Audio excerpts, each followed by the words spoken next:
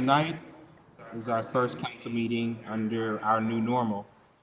I'm going to ask, instead of a prayer or instead of someone leading us in prayer, that we all find ways to think about those who have lost lives around the world, those who will be impacted by this.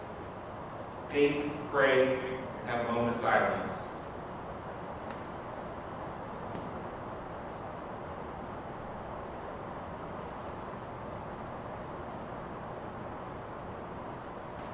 Thank you.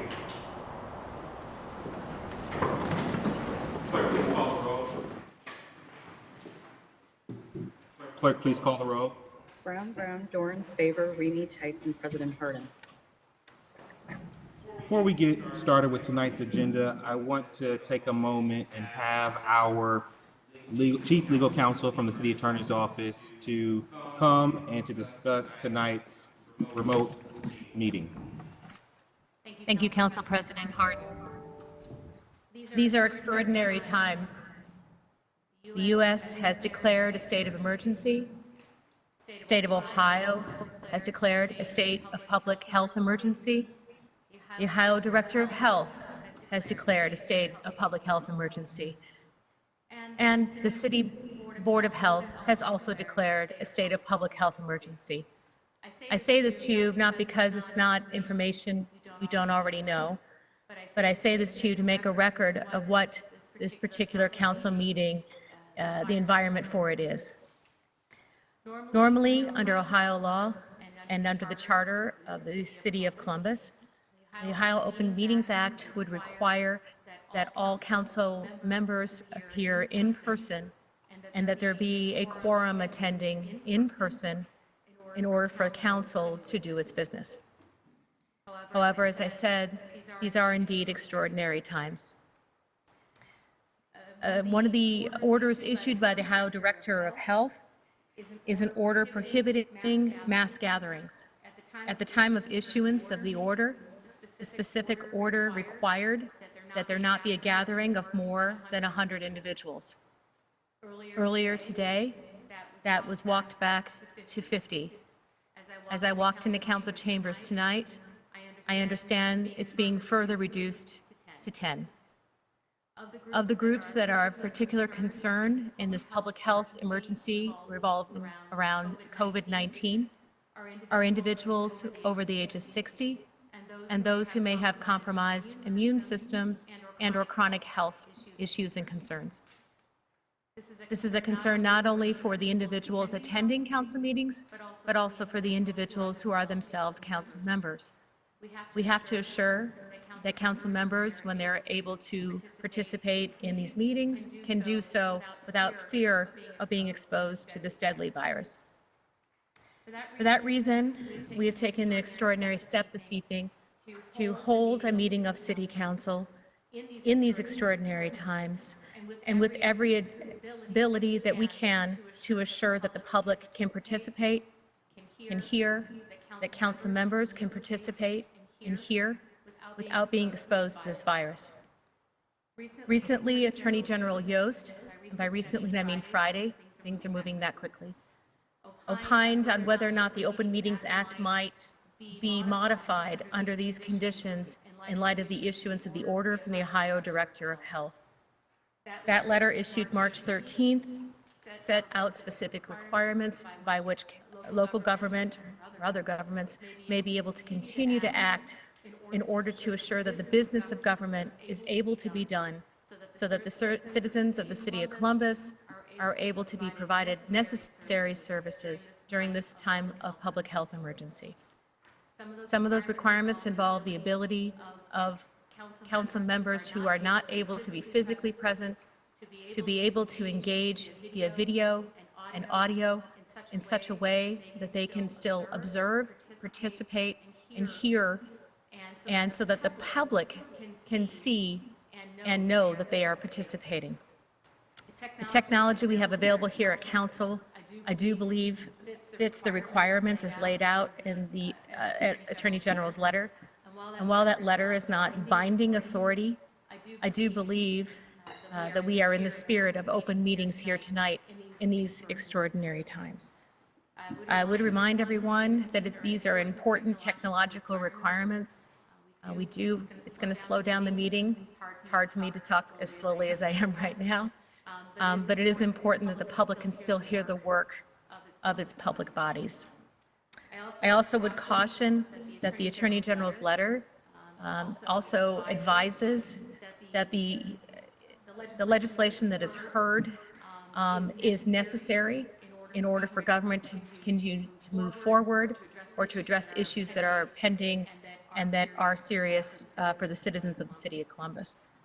I recognize that there may not be council meetings over the next number of weeks. I don't know if that's been definitively decided, but I do know that some of the matters that are appearing on the agenda tonight are because of concerns that this may be the last time council acts for at least a number of weeks. Are there any questions from the council?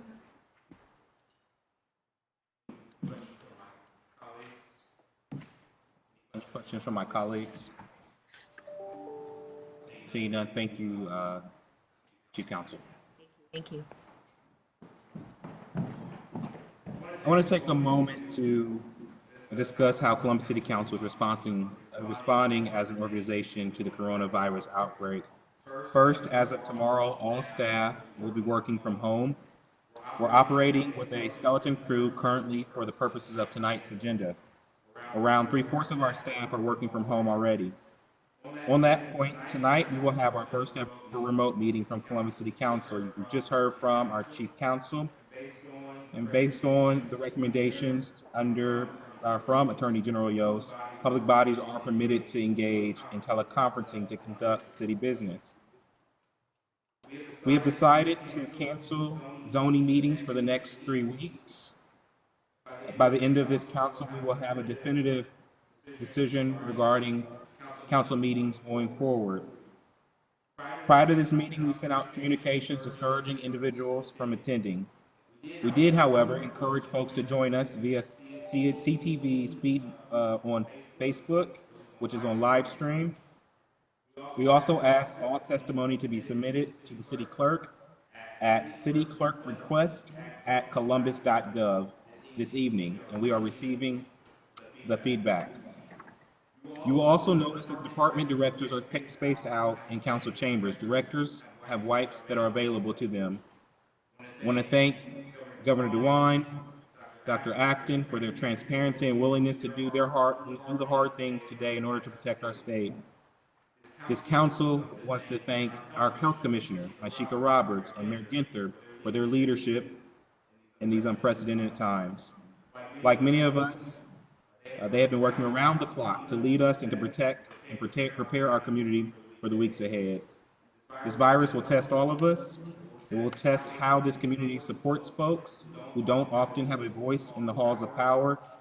It will test whether or not this community will listen to science and public health officials. It will test what we're willing to do to help our neighbors. We should all be concerned, but we should not panic, because I believe this city is as well prepared as any other city in the nation or the world to weather this storm. At this point, I'd like to invite our health commissioner, Dr. Mashika Roberts, to the podium to give us an update.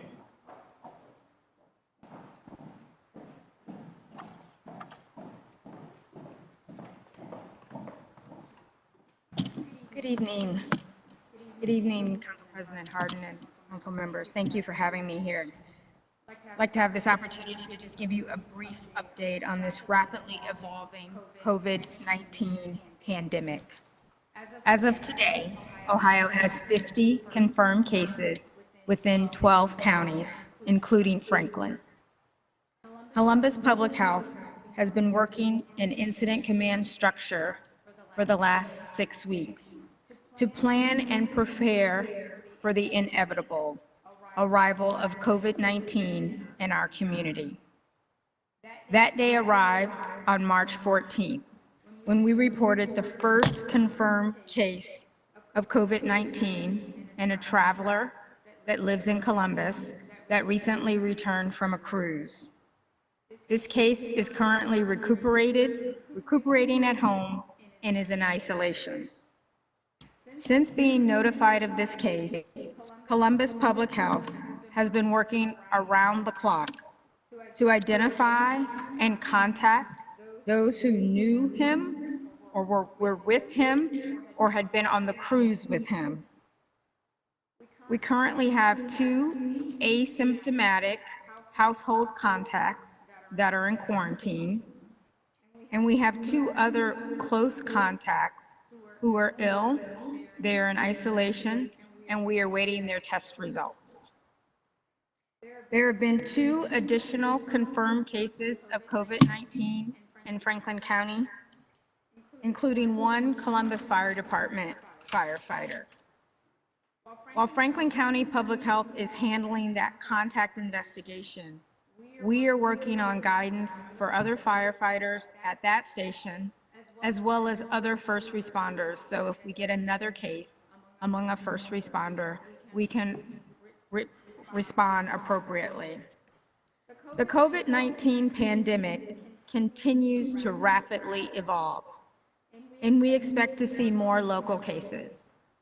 However, we have been planning for this moment, and our community is responding in several ways, and we are ready.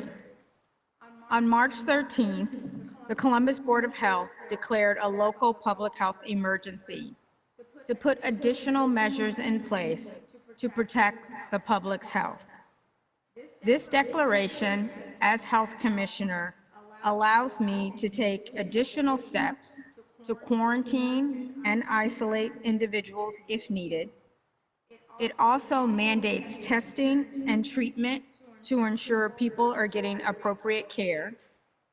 And it allows the City of Columbus to control and limit ingress and egress of public areas to prevent the spread of COVID-19 hotspots similar to the coronavirus zone or the contamination or containment zone in New Rochelle, New York. This emergency order was put in place now to ensure that all tools and resources are available when needed. Likewise, COVID-19 testing is happening in Ohio. Ohio is prioritizing the sickest and the most at-risk patients for testing, including patients who are hospitalized, the elderly, those with pre-existing conditions, and those with compromised immune systems. All of our 4 hospital systems are providing testing for persons with symptoms who are referred by their healthcare provider. Our health systems are very prepared and very involved in our community response. In fact, I have standing meetings with all the chief medical officers from all the systems twice a week to ensure we are working together in the most efficient way to protect our community. Columbus Public Health has also developed a local call center. You can reach us by calling 645-1519. That again is 614-645-1519. In addition to our local efforts to protect the health and safety of our community, as mentioned earlier, Governor DeWine has issued multiple executive orders as part of this response. All Ohio bars and restaurants are closed to in-house patrons as of March 15th. Restaurants with takeout and delivery options can still operate those services. We are encouraging people to support our local restaurants as much as possible by getting takeout delivery or buying gift cards now to use at a later time. Also, as you know, mass gatherings of anywhere from 100 to 50 or in any single space have been canceled or banned by our governor. All K through 12 schools are closed for students through April 3rd. This order includes public, community, and private K through 12 schools. The Ohio Department of Health has also opened a call center that is open 7 days a week from 9 a.m. to 8 p.m. They can be reached at 833-4-ASK-ODH. We will continue to work with our state and city leaders, all of our healthcare systems, as well as all of our community partners to monitor this evolving situation. We will work diligently to protect the health and safety of our community during this pandemic. And don't forget, there are things you can do to prevent the spread of COVID. First, and most important, if you are sick, please stay home. If you know someone who is sick, please encourage them to stay home. And it can never be said enough. Wash your hands, cover your cough and sneeze, and clean and sanitize high-touch surfaces. Protecting the health and safety of our community takes all of us working together. Thank you all for what you're doing and what you'll continue to do during this pandemic. I'm happy to answer any questions you might have. Thank you, Health Commissioner. Checking to see if there are any questions by my colleagues. Would you help? Who's that?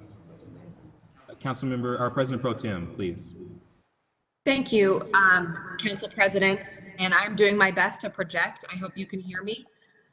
Dr. Roberts, thank you for your leadership. I want to ask a question for any parents who are watching. I have found it confounding to navigate this illness when children really have a runny nose or a cough almost all the time. And I want to ask you, when you sense that your child has these cold symptoms that they really have about half the year, what do you advise to parents out there on how to keep not just themselves and their children safe, but the community around us, putting at-risk populations further at risk if we make the wrong decisions? Thank you for that question. I think the first thing we have to realize, as you stated, is kids have colds all the time, and so they're coughing and they're sneezing. I think as a parent, you need to be concerned when your kid starts to, or their child has a fever. That's most concerning.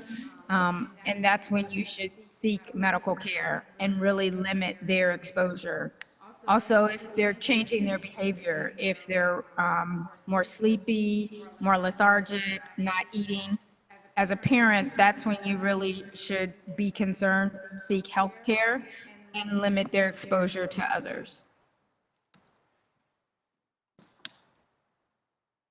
Councilmember Tyson. Dr. Roberts, as the Chair of Health and Human Services, I just want to say thank you for your leadership.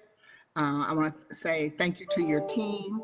And again, please, as you go back to your office, tell them that from me personally, I'm sure it's from my council too, we're very appreciative of the work that you're doing. And we know that you've worked significant hours to make sure that this community is staying safe. And so again, I just want to say personally, thank you for all your hard work. Thank you, appreciate that, and I will make sure I share that with my team. With that, I actually ask that we all stand to give Dr. Roberts and all the health workers, all those on the front line, a round of applause for keeping us all safe through this process.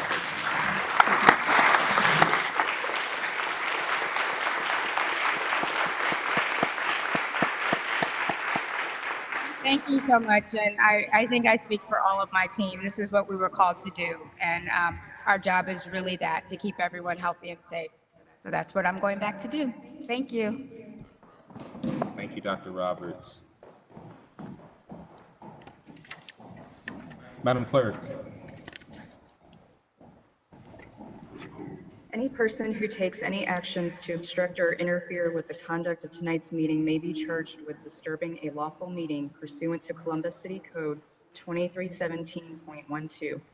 Any person who enters those areas of city council chambers reserved for city officials or invited guests may be charged with criminal trespass pursuant to Columbus City Code 2311.21. Can I get a motion to dispense with the reading of the journal? Please call the roll. Brown, Dorans, Favor, Remy, Tyson, President Harden. This week's communications received by the city clerk's office are listed on the agenda and will be published in the city bulletin. Are there any other communications to be read into the record? Not at this time. We're going to go a little bit again out of order. Over the weekend, our staff and my colleagues helped to pull together a resolution to state this body's values and priorities during the coronavirus outbreak. For convenience sake, I'm going to read this resolution and highlight each member who helped champion a particular priority and craft that language. This resolution 0064X-2020 is to express support for the mayor and the health commissioner during this current public health crisis, and to urge community leaders to take actions necessary for the preservation of the health, welfare, and the safety of Columbus residents. It reads, whereas the COVID-19 pandemic will affect Columbus residents in manifold ways, many of which are far beyond their control, but will have a potential long-lasting harmful impact. Whereas it is within the ability of many civic and business leaders in the city to take steps that will mitigate the potential impact of the public health crisis. So be it resolved by the Council of the City of Columbus that the Columbus City Council supports the authority and emergency powers delegated to Columbus Public Health as defined in Chapter 775 of Columbus Public Health Code, and further urges all residents to comply with and follow directives of the Commissioner of Public Health. That in the interest of preserving public health, safety, and welfare, Columbus City Council expresses support for the mayor should he invoke and utilize the emergency authority vested in his office as defined in Chapter 123 of Columbus City Codes. That Columbus City Council commends Columbus City Schools for their immediate response in establishing food sites around the city so that students receive free and reduced meals at schools they will not face hunger during an extended period of school closure. I want to thank President Pro Tem Elizabeth Brown for her focus on CCS food access efforts and helping to support this effort. The Columbus City Council commends the Columbus Foundation for the activation of an emergency fund in support of nonprofit organizations and to urge all community leaders, business partners, human service providers, and nonprofit organizations to work together and to utilize their collective reach and resources to support Columbus, to support our residents during this challenging time, and that in recognition of the extraordinary strain that this emergency places on the city's homelessness programs, food pantries, and other critical support services, Columbus City Council urges our community leaders to direct additional resources to the aforementioned fund. I want to thank Councilmember Tyson for her long-term focus on experiencing homelessness and support for the nonprofit service sector for supporting our residents in time of need. That Columbus City Council commends the Franklin County Municipal Courts for swiftly and decisively taking action for a moratorium on hearing eviction court cases for the next 3 weeks, actually next 5 weeks as of this afternoon. Council urges the Franklin County Municipal Court to also implement a similar moratorium on eviction filings in consideration of the affordable housing and homelessness crisis that may be further exacerbated by the impact of COVID-19. Furthermore, Columbus City Council urges all landlords to work with their tenants who cannot pay rent due to employment disruptions and to utilize any emergency funds designated for housing stability. I want to thank my Councilmember Favor, for her work in this space. She has been in close contact over the weekend with many judges as we work to limit community spread of COVID and attempt to keep these folks safe in their homes, along as other council members as well.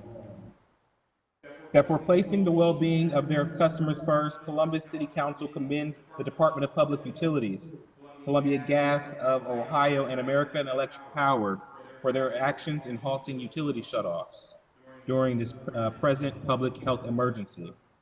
I want to thank Councilmember Dorans for his leadership and speaking on behalf of our council as he worked with these critical community partners.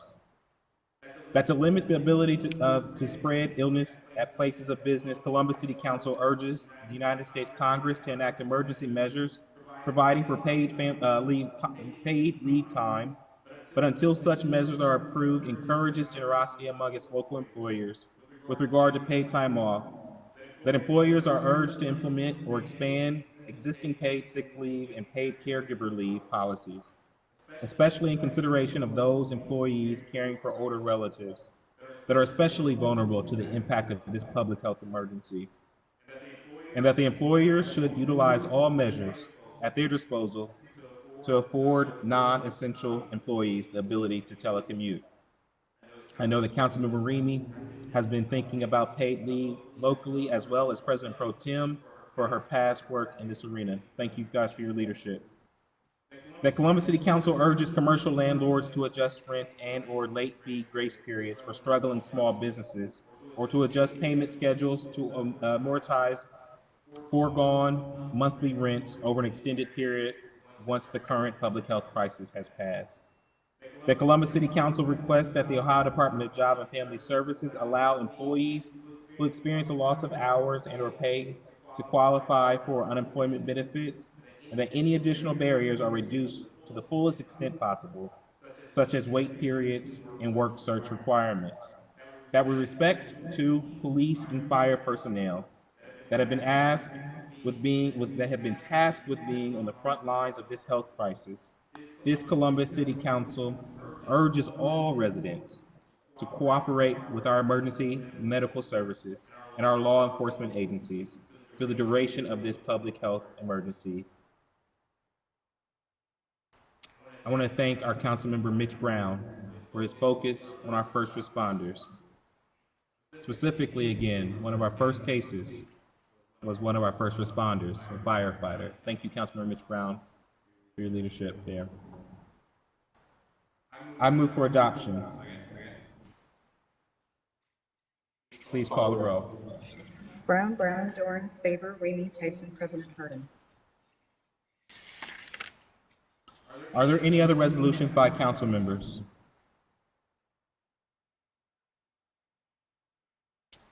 Seeing none, are there any comments by our elected officials, members of the administration? At this time, I request the following ordinances be removed from the consent. Do we have any? Are there any requests by members of council for the removal of the ordinance resolution from the consent portion of the agenda? Seeing none, may we now have a motion to waive reading of the titles of 30-day legislation by the city clerk?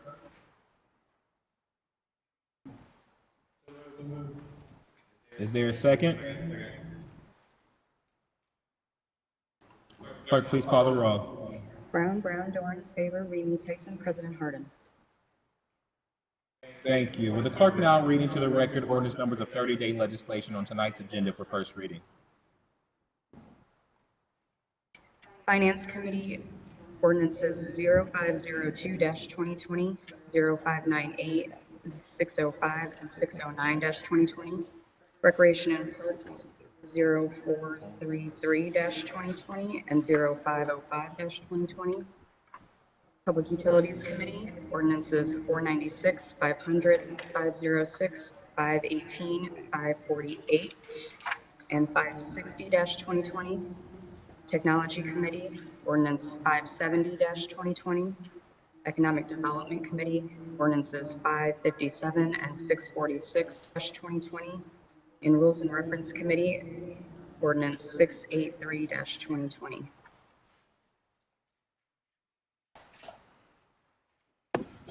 As a housekeeping matter this evening, in light of the possibility that we may have to suspend next week's council meeting in response to precautions related to COVID-19, may I have a motion to waive second reading on these 30-day pieces of legislation just read by the clerk? Second by Councilmember Favor. Clerk, please call the roll. Brown, Dorans, favor, Remy, Tyson, President Harden. Thank you. Committee chairs will return to those ordinances and move for passage during their committee reports. The following ordinance appear on our agenda as consent actions. Will the clerk now read those ordinance numbers into the record? Resolutions of expression 54X, 55X, 56X, 58X, 59X, 60X-2020. Finance Committee ordinances 430, 481, 525, 526, 530, 546, 566, and 593-2020. Recreation and Parks Committee ordinances 425 and 428-2020. Education Committee 0620-2020. Public Safety Committee ordinances 197, 198, 200, 471, 507, 552, 565, 572, 603, and 659-2020. Public Utilities Committee, Resolution 41X-2020, and ordinances 172, 338, and 494-2020. Technology Committee, Ordinance 504-2020. Public Service and Transportation Committee, ordinances 554, 592, and 658-2020. Housing Committee, ordinances 466, 467, 508, 509, 510, 541, 559, 634, 635, 636, and 637-2020. Criminal Justice and Judiciary Committee, ordinance 564-2020. Economic Development Committee, ordinance 379-2020. Administration Committee, ordinance 427 and 512-2020. Health and Human Services Committee, 2969 and 2977-2019, and ordinances 543, 562, and 647-2020. Small and Minority Business Committee, ordinances 493 and 499-2020.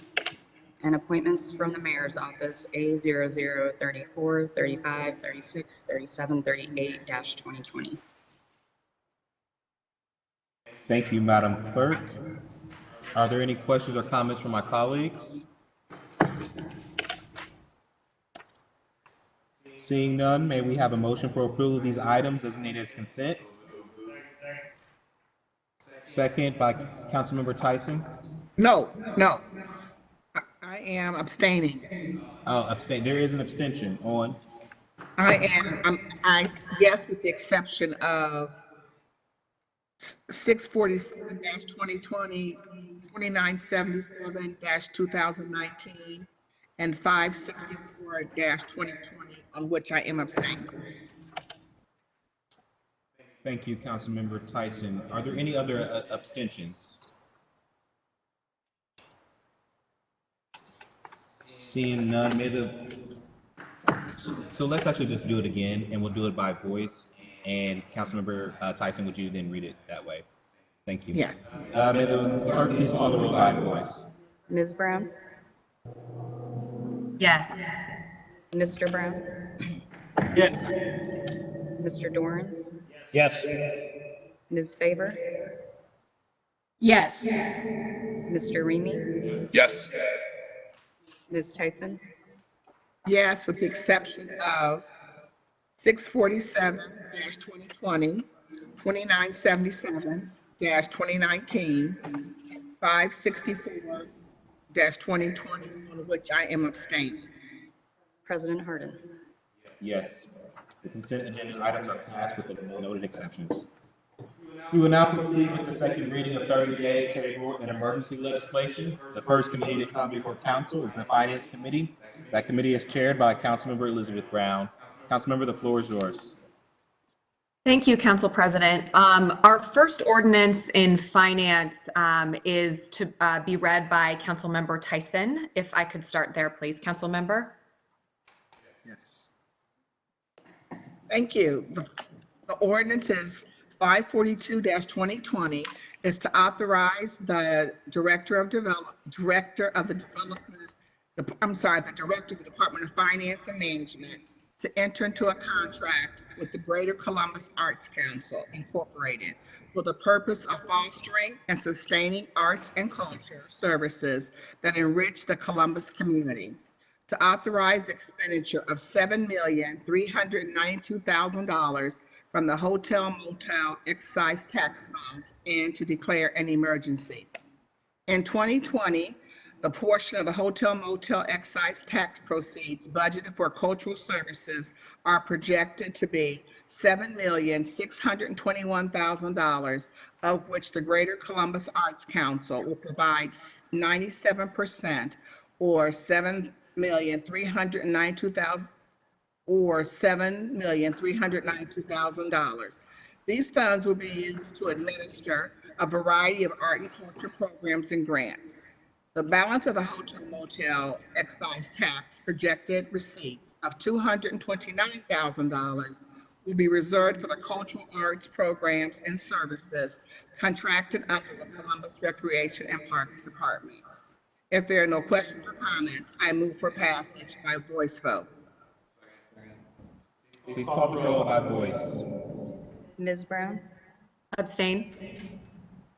Mr. Brown? Yes. Mr. Dorans? Ms. Favor? Yes. Mr. Remy? Yes. Ms. Tyson? Yes. President Harden? Yes. Ordinance passes. And now I will return the finance agenda to President Pro Tem Brown. Thank you, council member. Next, I'd like to introduce from the floor ordinance 0540-2020 to authorize the finance and management director to contract with Experience Columbus for marketing services to increase tourism and convention business and strengthen Just the way it is. image of the city of Columbus, Ohio. How do you turn the volume down? My voice fine? You can hear me? Okay. To authorize the expenditure of $10,839,000 from the Hotel Motel Excise Tax Fund and to declare an emergency. This contract and expenditure are in accordance with section 371.02C of Columbus City Codes, which in part designate a portion of hotel motel tax funds for the purpose of promoting Columbus. We are introducing from the floor under emergency consideration so that the proceeds can be dispersed without delay to ensure that marketing services increasing tourism and convention business can occur without interruption. Are there questions or comments from colleagues? Seeing none, I move for passage. Please call the roll. Brown, Dorans, Favor, Remy, Tyson, President Harden. Passed. Thank you. I have another ordinance in finance to introduce from the floor. Ordinance 0738-2020 to authorize a transfer and appropriation within the general fund for the establishment of COVID-19 human services emergency funding to waive the competitive bidding provisions of Columbus City Codes and to declare an emergency. The COVID-19 public health emergency will critically impact the city's affordable housing and food security infrastructure. It will critically impact our most vulnerable residents, who must be our focus as we respond and adapt to this crisis. You're establishing this fund to respond as quickly as possible to these unprecedented disruptions impacting our most vulnerable. I want to thank the team at council who put this together under not only quick conditions, but high pressure conditions. I really cannot overstate how it took a team effort to get that done. And before I move for passage, I do want to open it up in case any members had a comment on this funding, this emergency services. Council President. Thank you, Madam Chair. And thank you for your leadership. We know that in the days and weeks to come, many folks are going to lose their incomes. Folks are going to struggle to pay rent. Some will need assistance at assessing food, and that's exactly what these dollars are intended to do.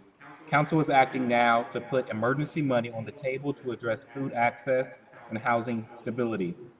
This is just the first step of a larger city and community effort to step up for our neighbors in need. We know that the Columbus Foundation has already created a $1 million fund for private and community partners to support. That's the kind of leadership and coordination we will need at this time and going forward. These dollars will help our residents stay in their homes and feed themselves and their families. Do we think $1 million will be enough?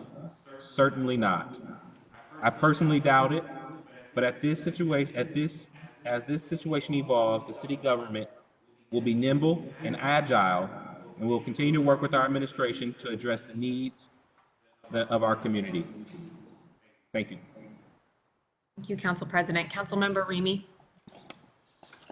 Thank you very much, President Pro Tem Brown. Obviously, these are very unprecedented times here in the city of Columbus, and I couldn't be more proud of the administration, Governor DeWine at the state level, our city council team, as we've worked very, very hard to, in a very fluid situation, not only on from a day-to-day basis, but basically hour-by-hour basis, to make sure that our first responders are protected and everything is being done so that they can do their job on a basis of keeping the city safe, and also making sure that our most vulnerable population is being protected. And so with this legislation, I appreciate the work that's gone into it. We know it's only the beginning, but we certainly know that it's imperative that we get this available and ready to be used. And I appreciate all the work that you put into it, President Pro Tem Brown. Thank you very much. This is important. Councilmember Tyson. Thank you, President Pro Tem Brown. And again, to my council colleagues, I truly appreciate everyone coming together to support this legislation to help our community.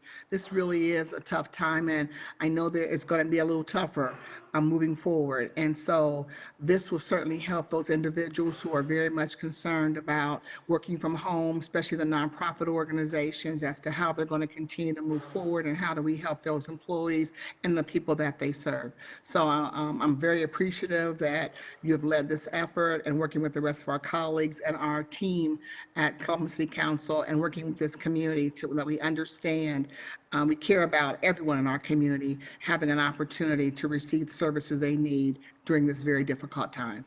Thank you. Thank you. Any other comments? Well, I was really proud to support Council President Hardin's leadership in putting this fund together, and proud to sponsor the ordinance. And I want to thank Council President Hardin for the hard work of his team in making sure we could get this money available on quick notice. You know, the world is different, was different a week ago than it is today. So this has happened very rapidly. I want to take a point of personal privilege and just note that there may not be a single other time in my children's lifetimes that each of us has such an opportunity to protect someone. You don't have to be an elected official to, you know, sponsor a huge amount of money that will go to direct assistance. You don't have to be that to be a hero right now. Protect yourself, make smart decisions, do not leave except for the necessary things. Do what's needed to keep at-risk populations alive. And I know that we have a hard series of months ahead of us to get that done, but each one of us has that opportunity to be much bigger than ourselves, to do much more than we thought we were capable of, and to keep in mind that we are probably least protecting ourselves and most protecting a person we will never meet. So with that, I will move for passage on this ordinance. Second by Councilman Tyson. Please call the roll. Brown, Dorans, favor, Remy, Tyson, President Harden. Ordinance passed. Thank you, Council President. May I go back to first reading to read the ordinances in first reading on finance? Ordinance 0502-2020 to authorize the Finance and Management Director on behalf of the Fleet Management Division to enter into contract with Express Wash Concepts LLC, doing business as Moo Express Car Wash for vehicle washing services, and to authorize the expenditure of $60,000 from the Fleet Management Operating Fund. The City of Columbus operates a fleet of approximately 6,000 vehicles that can utilize these services to prevent corrosion and prolong their use. I first move to waive second reading.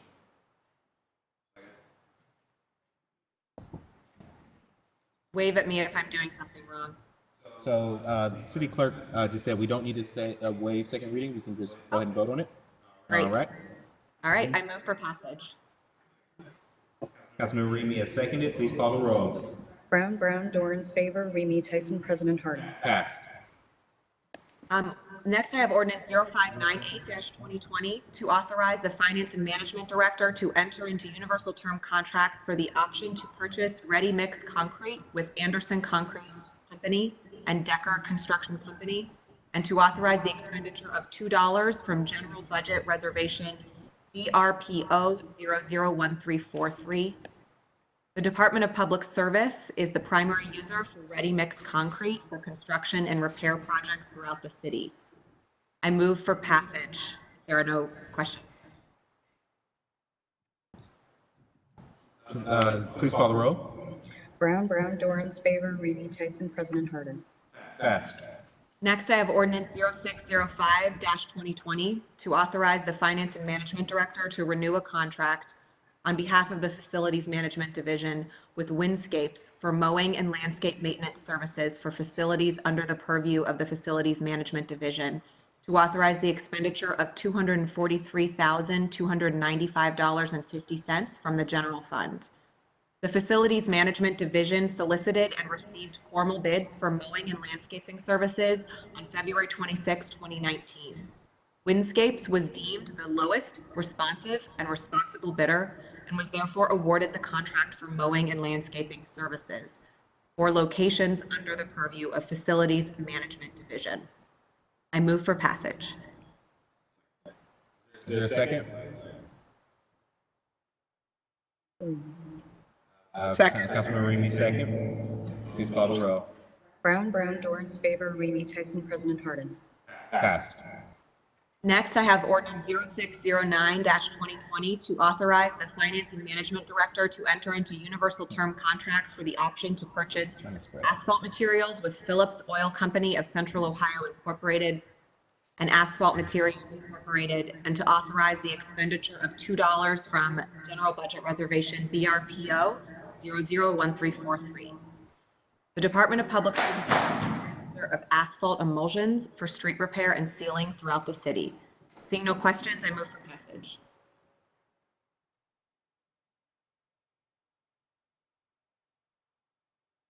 Councilmember Tyson. Sorry. Please call the roll. Brown, Dorans, favor, Remy Tyson, President Harden. Passed. President Harden, may I move on to Recreation and Parks Committee? Please. Thank you. In Recreation and Parks, we have ordinance 0384-2020 to authorize the Director of Recreation and Parks to enter into a contract with MKSK Incorporated to perform a citywide analysis and update plan for the city's parkland dedication ordinance, to authorize the appropriation of $15,734. Director Rukowski almost came out of his seat there, I bet. $15,734.61 within the Recreation and Parks Permanent Improvement Fund, to authorize the transfer of $73,480 within the Recreation and Parks Permanent Improvement Fund, to amend the 2019 Capital Improvements Budget Ordinance 1326-2019, to authorize the expenditure of $73,480 from the Recreation and Parks voted Permanent Improvement Fund, and to declare an emergency. As Columbus continues to experience rapid growth into the foreseeable future, it is vital that we institute policies that preserve access to green space in our city, not only to protect what we have now, but to ensure new green space is a part of our ongoing growth as a city. In 2019, the Recreation and Parks Department completed a 5-year land plan analyzing the city's current parkland and trail inventory. The plan also looked ahead for opportunities to provide access to new high-quality parks and trails. Updating the parkland dedication ordinance was identified as a vital part of our preservation and growth efforts. MKSK will lead the engagement process for this research with a diverse range of stakeholders, including environmental organizations, city departments, residents, and development interests. Work will include looking at the zoning process of the ordinance, current exemptions, limitations, and fee structures. The goal is to create recommendations for revisions to better position Columbus as a national leader in urban parks, greenways, and natural areas. This is a big deal ordinance, and there is more to come. Emergency action is being considered to begin this work as soon as possible as part of the Sustainable Columbus 2020 initiative. The work by MKSK is expected to conclude in November of this year. Are there any questions from members? Seeing none, I move for passage. A second by Councilmember Mitch Brown. I think that was a yes. Yes. Please call the roll. Brown, Dorans, favor, reading, Tyson, President Harden. Pass. I am now going to go back to first reading to read one Rec and Parks ordinance in that. Ordinance 0433-2020 to authorize the city auditor to establish an auditor certificate for continued professional architectural, engineering, and construction management services in conjunction with park trail and facility capital improvement projects managed by the Division of Design and Construction of the Recreation and Parks Department, to authorize the transfer of $450,000 between projects within the Recreation and Parks bond funds, to amend the 2019 capital improvements budget ordinance 1326-2019, to authorize the expenditure of $450,000 from the voted bond funds. Having this funding in place for unanticipated needs as they arise will benefit Columbus residents by helping to ensure that parks, trails, and facilities remain accessible, safe, updated, and user-friendly. I move for passage. Is there a second? One good. Councilmember Dorn, second. Please call the roll. Brown, Dorans, favor, reading, Tyson, President Harden. Passed. That's all I have in Recreation and Parks. There is one other ordinance on first reading in Rec and Parks that Councilmember Dorrance will be reading. I don't know what order. I have ordinance number 0505-2020 to authorize and direct the transfer of $184,489 from the Recreation and Parks Operation Fund to the Recreation and Parks Grant Fund for a Title IIIA project grant match. Do any of my colleagues have any questions or comments? Seeing none, I move for passage. Please call the roll. Ms. Brown, Abstain. Mr. Brown,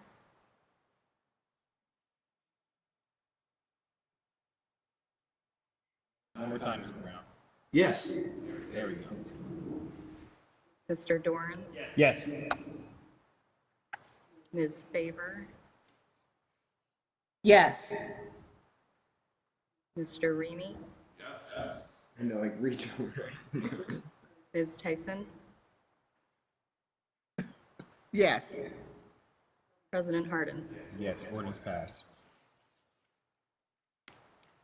Is that all? Thank you, President. That's all I have in Rec and Parks.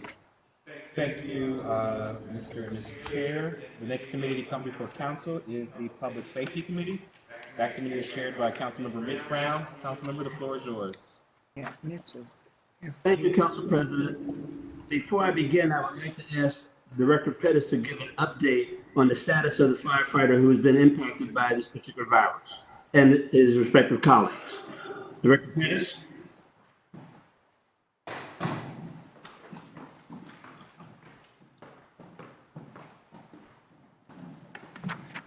President Harden, Safety Chair Mitch Brown, members of council. The firefighter EMT who tested positive has been in contact with the Columbus Division of Fire, and after 2 days of illness is feeling much better and improving. He states, "I feel pretty good now."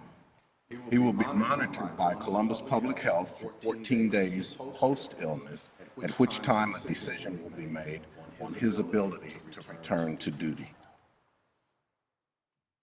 Thank you. Thank you, Council President. In public safety this evening, I have ordinance 0606, 2020, to authorize the public safety director to enter into a contract with K&S Services Inc.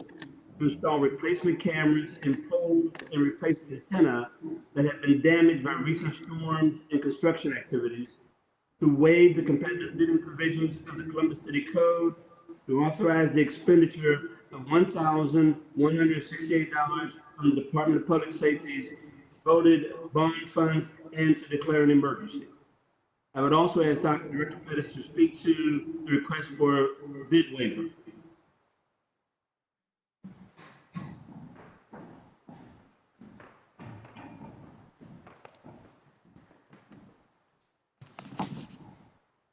And this was on K&S Services. This ordinance authorizes Public Safety Director to waive the competitive bidding provisions of the Columbus City Code and enter into a contract with K&S Services in court to install replacement cameras and poles and replace antennas that have been damaged by recent storms and construction activities. K&S will be installing replacement cameras at 4 Columbus locations: Broad and Wayne, Main and Lilly, and at Whittier and Wilson, and installing a new camera and related hardware at Beechwood and Livingston due to the reconstruction of the traffic signal system. Additionally, K&S will be replacing antennas at 5th and Peters that were damaged due to a recent windstorm. The Department of Public Safety manages the Neighborhood Safety Camera Project, consisting of wireless communications, cameras, networks, and associated infrastructure deployed across multiple neighborhoods and the downtown area. These replacement cameras are part of the effort to bring the Neighborhood Safety Camera Program back to maximum operating capacity and be ready for expansion. Public Safety ended its agreement with Johnson Control because of their lack of response to our needs. It is now necessary to immediately fill the void for camera replacements before going out for bids in July this year. K&S Services currently services the vast majority of the city's security-related cameras and has the necessary manufacturer certifications needed.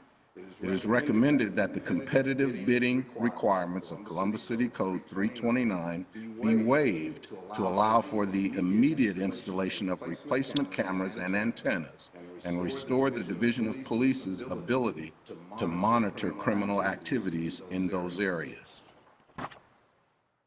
If there are no questions from my colleagues, I move for passage. Please call the roll. Brown, Dorans, favor, Remy Tyson, President Harden. Pass. Also, I have ordinance 0682, 2020, to authorize the Director of the Department of Public Safety to contract with the Franklin County Board of Commissioners and expend funds for the use of the Franklin County Correction Center for the housing of City of Columbus prisoners, to authorize the expenditure of $4,100,000 from the general fund and to declare an emergency. If there are no questions from my colleagues, I move for passage.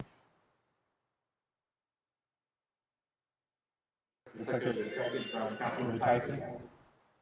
Please call the roll. Brown, Dorans, favor, Remy Tyson, President Harden. Pass.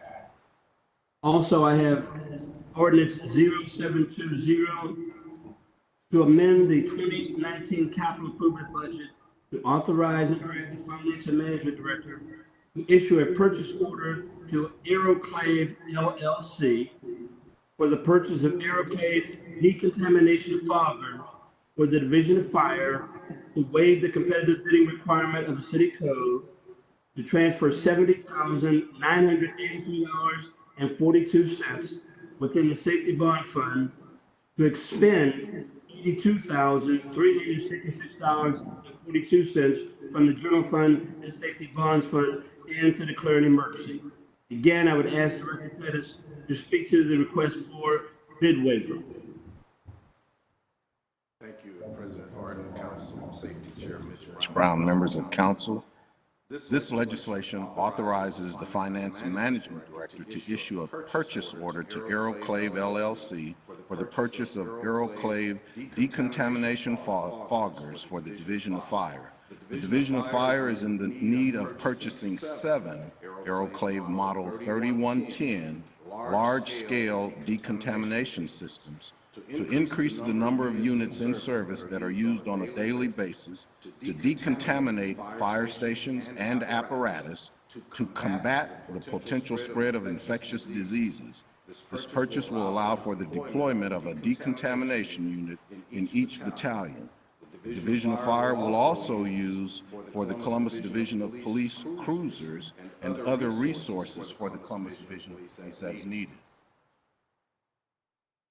If there are no questions from my colleagues, I move for passage. Second on 0702-2020. Please call the roll. Brown, Dorans, favor, Ramey, Tyson, President Harden. Passed. Also, Council President, I would like to introduce from the floor ordinance 0641-2020 to authorize the Director of Public Safety on behalf of the Division of Support Services to enter into a contract with Reinhardt Tower Services, Inc. for the upgrades of lighting on radio towers throughout the city, to waive the competitive bidding requirement of the city code, to authorize the expenditure of $53,499.19 from the Public Safety's Capital Improvement Fund and to declare an emergency. And again, Director Pettis, would you please elaborate on the bid waiver request? Council President Harden, Safety Chair Brown, members of council. This ordinance authorizes the Director of the Department of Public Safety on behalf of the Division of Support Services to enter into a contract with Reinhardt Tower Services Incorporated to provide lighting upgrades to aging or failing tower lighting on City of Columbus-owned radio towers. Due to the height of the towers and their proximity to air traffic, all City of Columbus-owned radio towers fall under an FAA requirement for aircraft obstacle collision and avoidance. Currently, one radio tower lighting system is failing intermittently and requires a complete replacement. An additional tower is still using bulb technology, where bulbs have failed in the past and are beginning to fail at a higher rate. This upgrade will save costs on energy and reduce the frequency of failure of the lights. A bid waiver is being requested for this project as this contractor has had previous experience with our tower sites, adding and removing of equipment, and there is an immediate need to address the failing lighting system on the towers. Thank you, Director Pettis. If there are no questions from my colleagues, I move for passage. Please call the roll. Brown, Dorans, favor, Ramey, Tyson, President Harden. Passed. President Harden, I would like to move to Veterans and Senior Affairs Committee. Sure. I would like to introduce on the floor ordinance 0736-2020 to authorize the City Council into a grant agreement with the Clintonville Community Resource Center in support of home supply delivery for older adults, authorize an appropriation and expenditure of $12,000 in the Neighborhood Initiative Subfund and to declare an emergency. As our daily lives continue to be disrupted by this global healthcare crisis, we know that older adults in our community will be most significantly impacted. This funding will support the efforts of community organizations such as Clintonville Beechwood Resource Center, Age Friendly Columbus, and the Greater Columbus Network of Villages, as they provide nearly 1,000 older adults with groceries, water, head supplies, and sanitary products, as well as setting up a phone line for volunteers to speak to the aged residents feeling isolated. If you are in need of assistance, contact the Clintonville Resource Center at 614-268-3539. This legislation is being introduced as an emergency to ensure funding can be utilized as quickly as possible. I move for passage. Is there a second by Councilmember Elizabeth Brown? I gotta hear you, sorry. Second. Sorry, I have to say it out. Please call the roll. Brown, Dorans, favor, Remy, Tyson, President Harden. Pass. Thank you. Also, Council President, I'd like to move to first reading to second reading on rules of reference. Please. The Safety Committee introduced ordinance 0683, 2020, to amend section 2311.21 of the Columbus City Code pertaining to criminal trespass and introduce provisions for trespass at airport facilities and to repeal the current section of 2311.21 of the Columbus City Code. On February 20th, I hosted a public hearing to discuss the increasing number of weapons detected by airport police at John Glenn International Airport. During the hearing, this amendment to section 2311.21 of the city code was discussed, and I requested that community members and stakeholders please contact my office with any questions or concerns. After a month of media coverage and community input, I am confident that this amendment is the best step forward to address this important public safety issue. I urge my council colleagues to support this ordinance to make our airport safer for residents and visitors to Columbus. If there are no questions, I move for passage. Is there a second?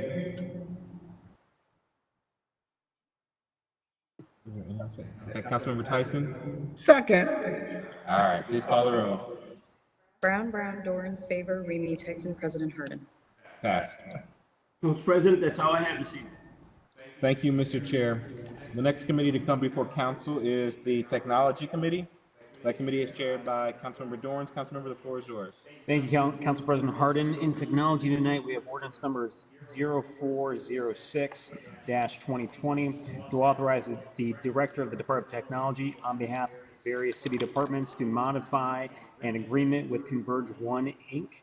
for procurement of hardware, software, maintenance and support, and professional services to enable the integration of the city's interactive voice response system and the Excelia permitting and inspection system in the Department of Building and Zoning Services, and to continue maintenance and support of the IVR system in the Department of Neighborhoods, Public Technologies, or Public Utilities and Technologies, to authorize the transfer of $5,420 within the Department of Technology Information Services Operating Fund from materials and supplies to equip to waive competitive bidding provisions of the city code, to authorize the expenditure of $300,111.15 from the Department of Technology Information Services Operating Fund for the above stated purpose, and to declare an emergency. This ordinance will allow for the continued maintenance and support of the interactive voice response system for the city's 311 public utilities and technology help desk call centers, and will enable setup of the similar systems for the Department of Building and Zoning. Do my colleagues have any questions or comments? Seeing none, I move for passage. Councilmember Remy seconded. Please call the roll. Brown, Dorans, favor, Remy, Tyson, President Harden. Pass. Thank you, Council President Harden. With your permission, I'd like to go to page 7 for first reads in technology. Please. Thank you. We have ordinance number 0570-2020 to authorize the Director of Finance and Management on behalf of the Department of Technology to associate all general budget reservations resulting from this ordinance with the appropriate universal term contract / purchase agreements and the Ohio State Term Schedule Master Services Agreement with AT&T for data support services, Centrex services, communication circuits, local telephone services, and MDA signage agreements, and to authorize the expenditure of $232,000 from the Department of Technology, Information Services Division, Information Services Operating Fund. Do any of my colleagues have any questions or comments? Seeing none, I move for passage. Second. Or may I have a second? Councilmember Favor, we need to hear you. Let's see. Second. Second by Favor. Please call the roll. Brown, Dorans, favor, Remy, Tyson, President Harden. Pass. Thank you, President Harden. I'd like to move to first read on public utilities on page 6, but as I do that, I'd like to invite Department of Utilities, Public Utilities Director Tracy Davies to the microphone this evening. As we talked about earlier, the Department of Public Utilities have taken extraordinary measures to help mitigate some of the effects on the COVID-19 crisis that's going on within the city. Those actions I'll let Director Davies speak to here in a moment, but we certainly want to thank her and her team when we think about city employees that are on the front lines that need to make sure that the vital infrastructure of the city continues to move forward. People oftentimes think about police and fire, and their service to the city is always welcomed and thought of. But a lot of the folks that people don't think about is the people that make sure that we've got clean water and sewer and power for our residents. That is even more important in a time like this. So, Director Davies, the floor is yours. Thank you, Chair Dorns, President Harden, members of council. We know that access to water and power are critical for our families to combat the COVID-19 virus. As the mayor announced on Friday, the Department of Public Utilities has suspended water and power shutoffs until at least April 15th. At that time, we'll reevaluate the community's needs and decide how best to move forward. A number of our suburban communities whom we also serve have also suspended shutoffs. I wanted to remind residents, we've had a lot of questions about this, that doesn't mean that customers are not responsible for charges accrued to their accounts. We appreciate everyone's understanding and patience during this time. If you have questions about water or power service, please call our customer service line at 614-645 8276. We are experiencing some higher call volumes, so please be patient. And the final thing, I just wanted to remind everybody that our drinking water is safe. I know everybody's stocking up on bottled water, but our drinking water is safe and will continue to be so. Happy to answer any questions you may have. Thank you, Director Davies. Appreciate it. So, on first read for public utilities, we have ordinance number 0496-2020 to authorize the Director of Public Utilities to execute a plan modification of the 2020-2022 construction administration and inspection service agreement with EMH&T Inc. for the Division of Water's Danny G. Reinhardt Utilities Complex Office Renovations Project and for the general construction projects to authorize transfers and expenditures of $340,000 within the General Water Obligation Bond Fund and to authorize an amendment to the 2019 capital improvements budget. Do any of my colleagues have any questions or comments? Seeing none, I move for passage. Second? Second. Please call the roll. Brown, Dorns. Brown, Dorns, favor, Remy Tyson, President Harden. Pass. Thank you. Next, we have ordinance number 0500-2020 to authorize the Director of Public Utilities to renew and increase a contract for flood plan review assistance services with MS Consultants, Inc. to provide hydrologic and hydraulic analysis associated with the floodplain studies for compliance with the applicable City of Columbus regulations and the Federal Emergency Management Agency standards for Division of Sewer and Drainage, Stormwater Section, and to authorize the expenditure of $25,000 from the Storm Sewer Operating Fund. Do any of my colleagues have any questions or comments? Seeing none, I move for passage. Second. Please call the roll. Brown, Dorns, favor, Remy Tyson, President Harden. Pass. Next, we have ordinance number 0506-2020 to authorize the Director of Public Utilities to enter an agreement for construction administration and inspection services with Research International, Inc. to authorize an expenditure of up to $225,352.47 from the Sanitary Sewer General Obligation Bond Fund for the lateral lining Clintonville 1 Schreier Springs project, construction administration, and inspection services. Do my colleagues have any questions or comments? Seeing none, I move for passage. Second. I'm going to take Councilmember Liz Brown. I think I heard her say second. Please call the roll. Brown, Dorns, favor, Remy Tyson, President Harden. Pass. Next, I have ordinance number 0518-2020 to authorize the Director of Public Utilities to execute a plan modification of the 2020-2022 Construction Administration Inspection Service Agreement with Santec Consulting Services for the joint East Franklinton Phase 1 Improvements Project for the Division of Sewer and Drainage and Division of Water, and for the general construction projects for Division of Water to authorize the expenditure of up to $172,569.09 within the sanitary general obligation bond fund, to authorize transfer and expenditure of up to $222,569.10 within the water general obligation bond fund, and to authorize an amendment to the 2019 capital improvements budget. Do any of my colleagues have any questions or comments?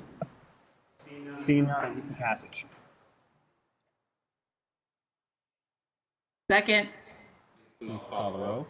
Brown, Dorans, favor, Remy Tyson, President Harden. Pass.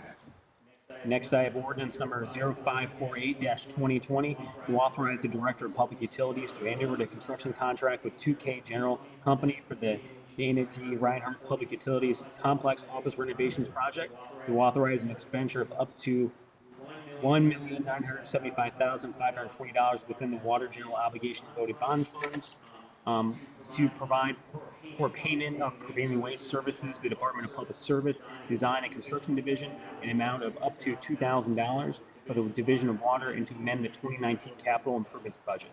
Do any of my colleagues have any questions or comments? Seeing none, I move for passage.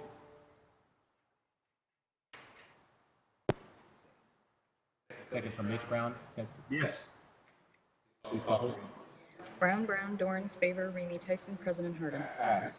Finally, I have ordinance number 0560-2020 to authorize the Director of Public Utilities to enter into a construction contract with Kenmore Construction Co., Inc. for the Lockbourne Intermodal Subtrunk Air Quality Improvements Project, to authorize the appropriation transfer of $4,136,550 from the Sanitary Sewer Reserve Fund to the Ohio Water Development Loan Fund, to authorize the appropriation of expenditure of $4,136,550 from the Ohio Water Development Loan Fund, to authorize the expenditure of up to $2,000 for prevailing wage services within the Sanitary General Obligation Voted Bond Fund, and to amend the 2019 capital improvement budget.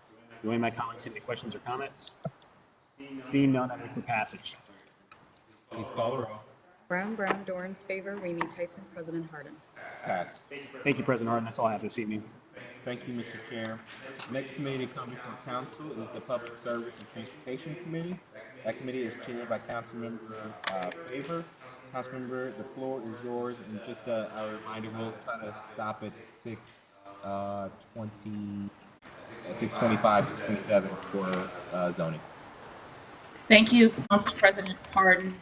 Tonight in Public Service and Transportation, we have ordinance number 0154-2020 to amend the 2019 capital improvement budget, to transfer cash and appropriation within the Streets and Highways Bond Fund, to appropriate funds within the Street and Highway Improvement Non-Bond Fund, to authorize the Director of Public Service to enter into contract with the water company for the bridge rehabilitation annual citywide contract 2019 project, to authorize the expenditure of up to $2,625,196 from the Streets and Highways Bond Fund and the Street and Highway Improvement Non-Bond Fund for the project, and to declare an emergency.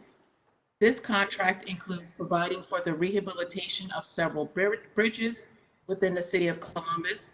Types of work will vary by bridge, but include and are not limited to concrete patching, waterproofing, lighting repairs, placement of scour countermeasures, channel cleanout, deck overlay, asphalt repairs, clearing and grubbing, bearing rehabilitation, and bridge painting. Are there any questions or comments from my colleagues? Seeing none, I'd move for passage. Second. Please call the row. Brown, Dorans, favor, Remy Tyson, President Harden. Pass. Thank you. Next, we have ordinance number 534-2020 to authorize the Director of Finance and Management to associate all general budget reservations resulting from this ordinance with the appropriate universal term contract purchase agreement for pavement materials and aggregates, to authorize the expenditure of more than $100,000 on universal term contracts used to purchase pavement materials and aggregates for city roadway and alley repairs. To authorize the expenditure of up to $600,000 from the Street Construction, Maintenance, and Repair Fund. To authorize the expenditure of up to $600,000 from the Municipal Motor Vehicle Tax Fund and to declare an emergency. The Department of Public Service, Division of Infrastructure Management, is responsible for maintaining and repairing the city roadway network and alleys. Most of the materials used for these repairs are purchased from universal term contracts for pavement materials and aggregates established by the city's purchasing department. This ordinance is the annual request to establish contracts, purchase orders to allow the purchase of materials needed to repair the city's roads and alleys in calendar year 2020. Are there any questions or comments from my colleagues? Seeing none, I'd move for passage. Second. Call the roll. Brown, Dorans, favor, Remy Tyson, President Harden. Pass. Council President, should I stop? What time is it? Yeah, let's take a break. May I have a motion to recess? Second. Please call the roll. Brown, Dorans, favor, Remy Tyson, President Harden. Council is recessed. Zoning will start at 6:30. Regular meeting number 15 will now come to order. Would the clerk please call the roll? Brown, Dorans, favor, Remy Tyson, President Harden. Can I get a motion to dispense with the reading of the journal? Is there a second? Please call the roll. Brown, Dorans, favor, Remy Tyson, President Harden. We will now go to the zoning committee. Councilmember Tyson chairs that committee. All members serve on it. Councilmember, the floor is yours. Thank you. I have ordinance 288-2020 to rezone 2114 IKEA Way, being 33.98 acres located on the north and south sides of IKEA Way, 1,000 feet east of Orion Place from the LC4 Limited Commercial District to CPD Commercial Plan Development District. The applicant is MPFG LLC, care of Dave Perry. The proposed use is a commercial development. The city department's recommendation is approval, and the Far North Columbus Communities Coalition recommendation is approval, 901. If there are no questions or comments from my colleagues, I first move to waive second reading. Second. Brown, Dorans, favor, Remy Tyson, President Harden. Thank you, and now I move for passage. Please call the roll. Brown, Dorans, favor, Remy Tyson, President Harden.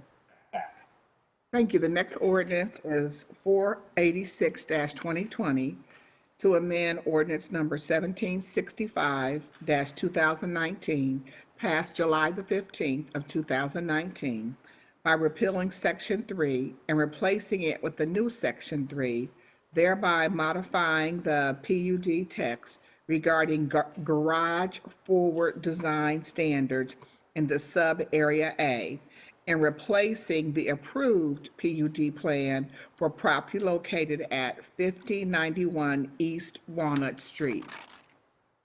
This is an ordinance amendment. Amendment is to sub-area A to allow for garage forward design. The city department's recommendation is approval, and the Rocky Fork Blacklick Accord implementation panel's recommendation is approval. If there are no questions or comments from my colleagues, I first move to waive second reading. Second. Second by Rob Dorans. Call the roll. Brown, Dorans, favor, Remy Tyson, President Harden. Wait. Thank you, and now I move for passage. Please call the roll. Brown, Dorans, favor, Remy Tyson, President Harden. Pass. Thank you. The next ordinance is 537-2020 to grant a variance from provisions of sections 3356.03 C4 Commercial District for property located at 393 East Livingston Avenue to permit a single-unit dwelling in the C4 Commercial District. The applicant is North Star Realty. It's care of attorney Jackson Reynolds. The proposed use is a single-unit dwelling. The City Department's recommendation is approval, and German Village Commission's recommendation is approval, 4-0. If there are no questions or comments, I move to waive second reading. Call the roll. Brown, Dorans, favor, Remy Tyson, President Harden. Wait. Thank you, and now I move for passage. Please call the roll. Brown, Dorans, favor, Remy Tyson, President Harden. Pass.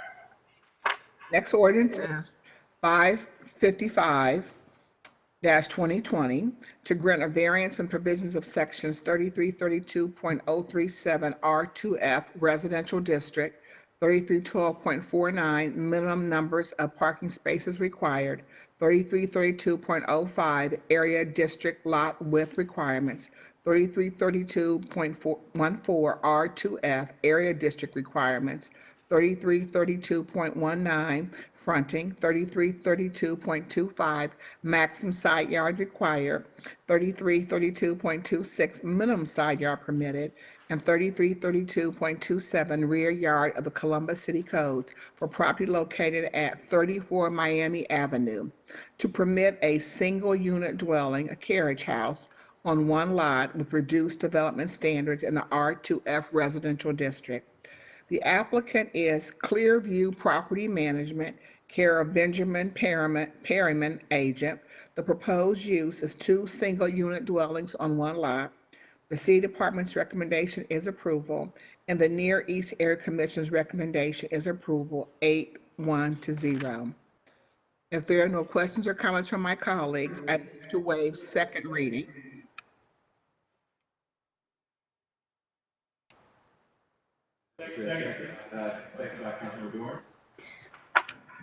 Brown, Dorans, favor, Remy Tyson, President Harden. Wait. Thank you, and now I move for passage. Second by Councilmember Favor. Brown, Dorans, favor, Remy Tyson, President Harden. Pass.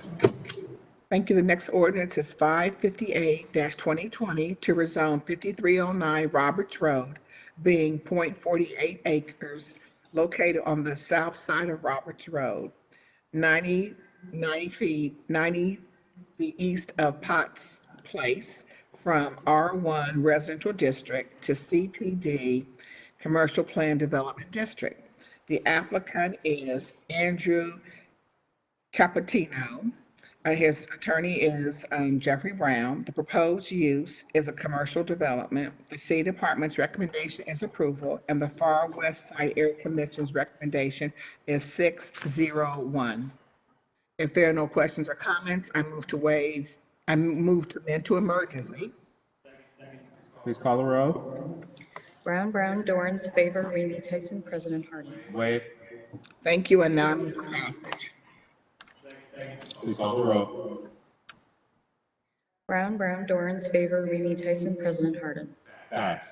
Thank you. The next ordinance is 578-2020 to grant a variance from the provisions of sections 3356.03 C4 permitted uses, 3356.11 C4 district setback lines of the Columbus City Codes for property located at 1427 North Grant Avenue to permit single-unit dwellings with reduced building setbacks in the C4 commercial district.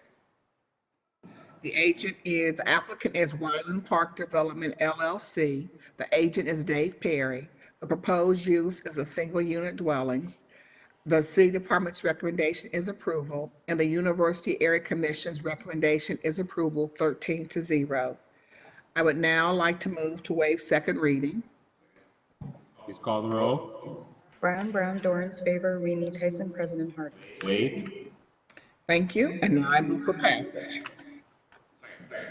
Please call the roll. Brown, Dorans, favor, Remy Tyson, President Harden. Pass.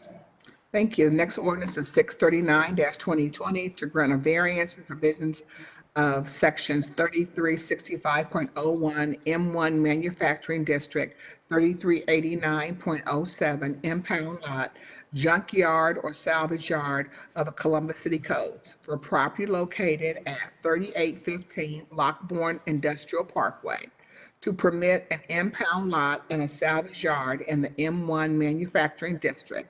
subject to special permit from the Columbus Board of Zoning adjustment.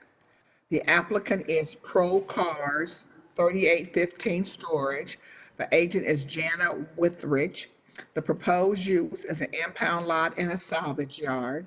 The city department's recommendation is approval, and the Far South Columbus Area Commission's recommendation is approval 9-0. If there are no questions or comments from my colleagues, I move to waive second reading. Please call the row. Brown, Dorans, favor, Remy Tyson, President Harden. Waive. Thank you, and now I move for passage. Please call the row. Brown, Dorans, favor, Remy Tyson, President Harden. Passed. Thank you. The next ordinance is 644-2020 to grant a variance for provisions of sections 3333.025 AR2 apartment residential district use and 3312.49 minimum numbers of parking spaces required of the Columbus City Codes for property located at 2643 North High Street to permit C4 commercial district uses and associated parking with a parking space reduction in the AR2 apartment residential and C4 commercial districts. The applicant is SRA Investments LLC, care of attorney David Hodge. The proposed use is commercial uses. The city department's recommendation is approval. The University Area Commission's recommendation is approval, 10, 2, and 1. If there are no questions or comments, I move to waive second reading. Please call the row. Brown, Dorans, favor, Remy Tyson, President Harden. Waived. Thank you. I now move for passage. Please call the row. Brown, Dorans, favor, Remy Tyson, President Harden. Passed. Thank you. And the final ordinance in zoning this evening is 648-2020 to rezone 1553 Frank Road, being 4.18 acres located at the southwest corner of Frank Road and Longwood Avenue from the R1 Residential District to the M1 Manufacturing District. The applicant is LRC Harmon Avenue LLC. The agent is Ruslan Shernetta. The proposed use is an industrial development. The city department's recommendation is approval, and the Southwest Area Commission's recommendation is approval, 7-4. If there are no questions or comments from my colleagues, I will now move to waive second reading. Please call the row. Brown, Dorans, favor, Remy Tyson, President Harden. Waived. Thank you. And now I move for passage. Please call the row. Brown, Dorans, favor, Remy Tyson, President Harden. Thank you, and that concludes the zoning agenda this evening. Thank you, Madam Chair. If there's no further business to come before the zoning committee, is there a motion to adjourn? Please call the row. Brown, Dorans, favor, Remy Tyson, President Harden. Council is adjourned. If it's all right, we'll just give 2 or 3 minutes for the directors to switch out, and then we'll go right back into regular meeting number 14. To reconvene meeting number 14. Please call the row. Brown, Dorans, favor, Remy Tyson, President Harden. We are in the Public Service Committee. Councilmember Faber chairs that committee. Councilmember, turn the floor back over to you. Thank you, Council President Harden. Up next, we have ordinance number 538-2020 to authorize the Director of Public Service to enter into agreements with the Ohio Department of Transportation for the reconstruction of the I-70-71 in downtown Columbus, to authorize the expenditure of up to $2,218,258 for this project from an existing auditor certificate and to declare an emergency. Lying within the city of Columbus, the aforementioned project encompasses construction of Interstate 70 eastbound and ramp C5 between 750 west of Sauter Avenue and Front Street, including the widening and realignment of Interstate I-71 northbound, construction of 9 bridges within the interchanges and crossings over and under the freeway system, construction of retaining walls, rehabilitation of the trunk line storm sewers with drainage improvements, replacement of the freeway lighting systems, and resurfacing and reconstruction of city streets. Are there any questions or comments from my colleagues? Seeing none, I would move for passage. Please call the roll. Brown, Dorans, favor, Remy Tyson, President Harden. Pass.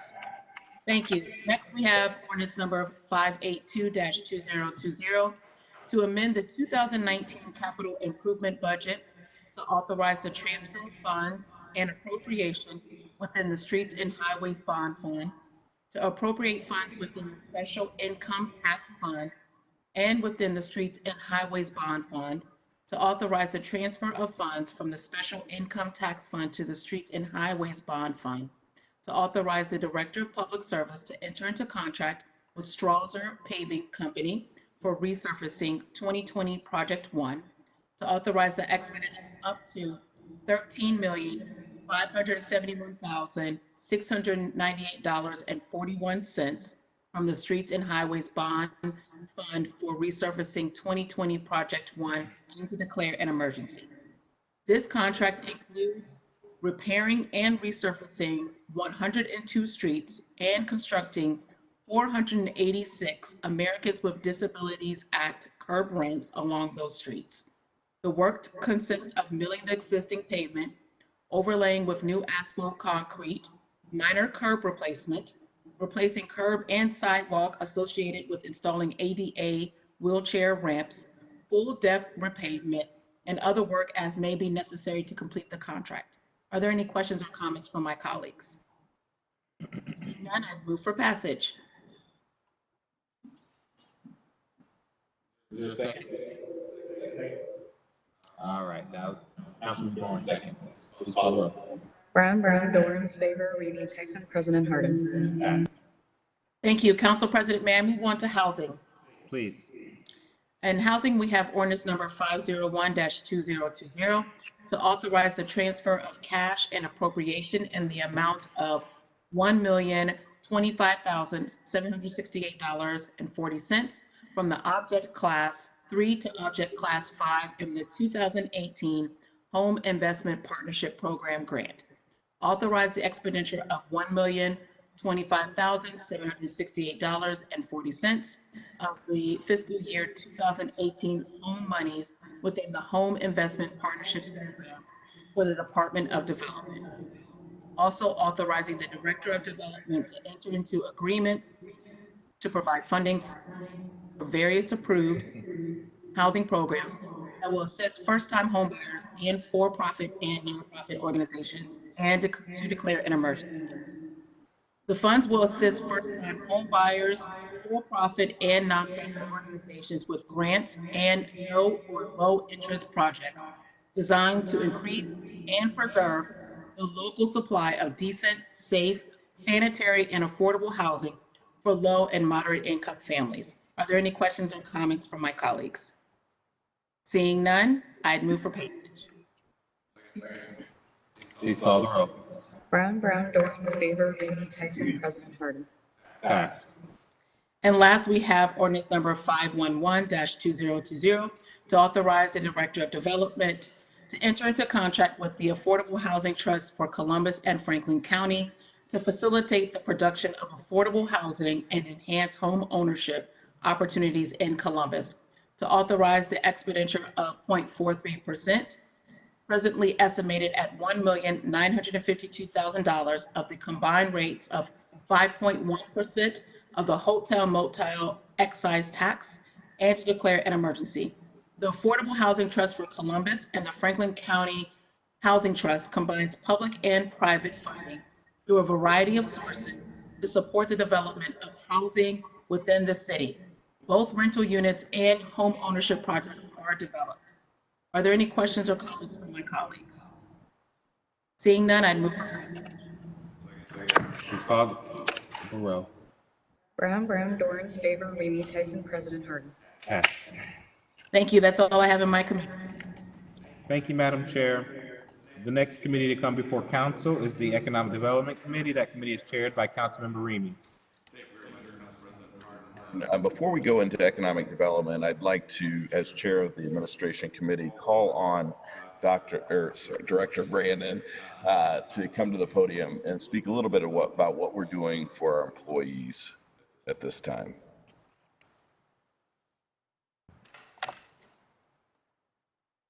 Good evening, President Harden, Chairman Remy, and members of council. I didn't have a lot of time to plan for this, but I do want to make sure that you all know the things and steps that we're taking to make sure our employees are safe during this unprecedented season. Right now, we're encouraging all employees, as you know, don't feel well, to stay home if they are sick.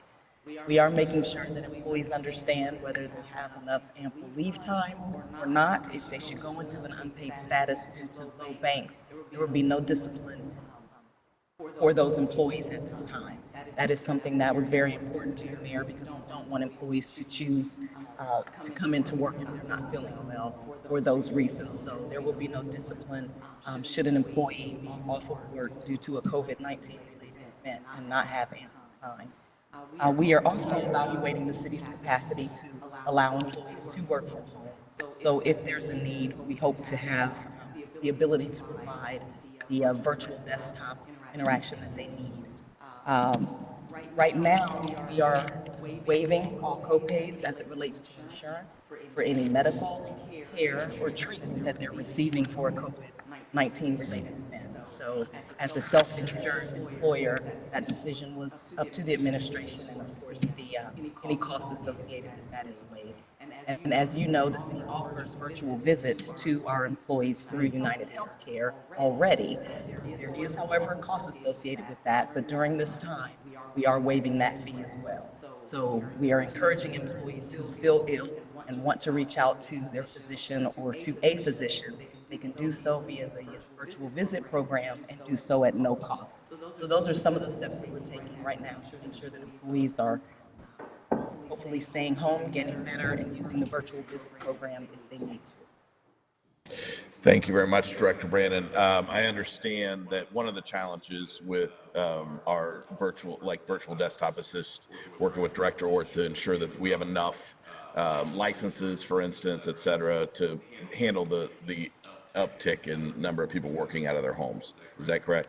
That is correct. I don't want to speak on behalf of the Department of Technology, but I will say that directors have been asked to evaluate the employees who currently have it and make sure that the ones who have it actually need it. So hopefully directors are taking the time to look at who currently has that access and determining if they are essential employees and need to be able to remote in.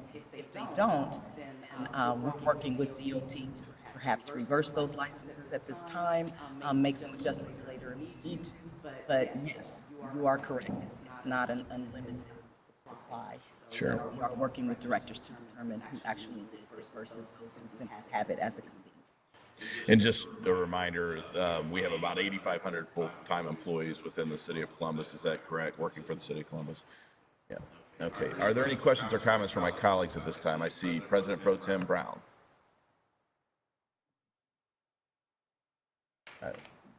Thank you. Thank you, Councilmember Remy.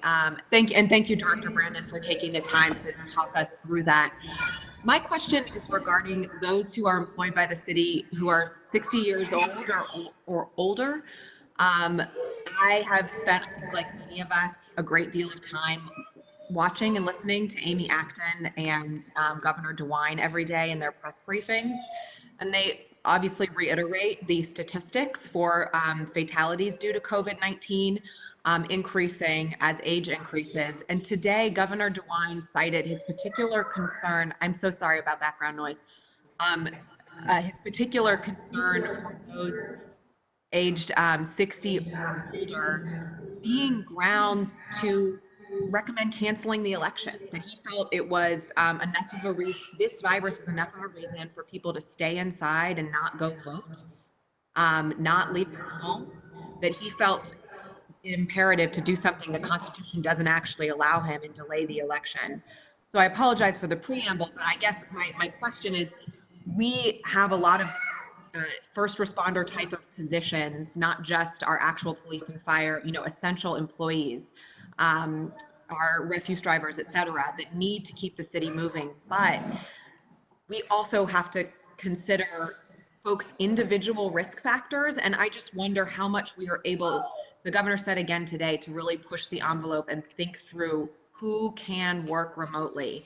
So I just raised that up because, as Councilmember Remy said, we have almost 9,000 people who work for us, and it's such a complex time for a large employer.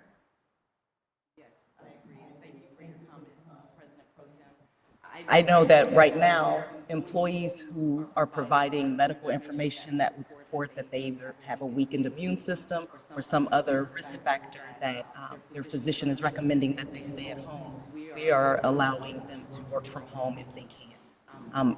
Meaning if they can have the substantial technology that they need.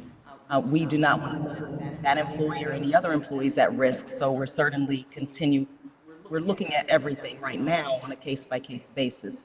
Of course, the mayor and our public health commissioner will determine whether or not we need to take efforts to send people home who are in certain categories. And while we haven't received that direction yet, the appointing authority can look at things on a case-by-case basis, reach out to our office if they have questions, and certainly do what's in the best interest of the employee. I appreciate your consideration of my question. Thank you so much. Anyone else have any questions? Councilmember Favor. Thank you, Chair Remy. To Director Brandon and Director Roberts and the entire cabinet, I just want to personally say thank you for all of your hard work and your dedication to protecting our employees and the residents of Columbus. Over the past 4 days, we collectively have all come together to fight for our employees and to fight for our residents. We are in this thing together, and our creativity demonstrates that we are stronger together than we are apart. And I just want to truly applaud any effort to think outside of the box to ensure that employees feel comfortable staying home in cases where they may have just pushed through in the past. So thank you for being open to thinking outside of the box, and to every director that is there or watching over the phone, online, and even to our residents that are watching online. I hope you all in these troubling times can see that you've got folks out there that are fighting for you every step of the way, and we are absolutely committed to ensuring that all of us are protected during this unprecedented time. Thank you for your hard work. Thank you. Any other questions or comments? Again, I'll echo Councilmember Favor and Council President Pro Tem Brown.